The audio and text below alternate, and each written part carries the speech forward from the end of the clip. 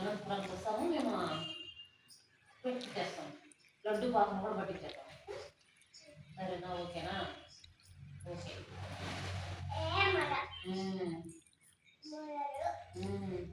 లడ్డు పాకము పట్టించేస్తాం. లడ్డు పాకం కూడా పోతుంది కదా. కవిత ఎంత బాగుంటుంది, బంగారు తల్లి, చిట్టి తల్లి.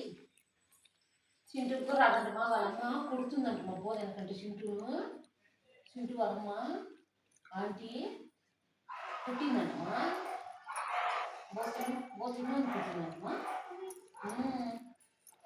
చింటూ వాళ్ళమ్మ పుట్టిందంట పాపం. బోతుండదని చిన్నవాళ్ళమ్మా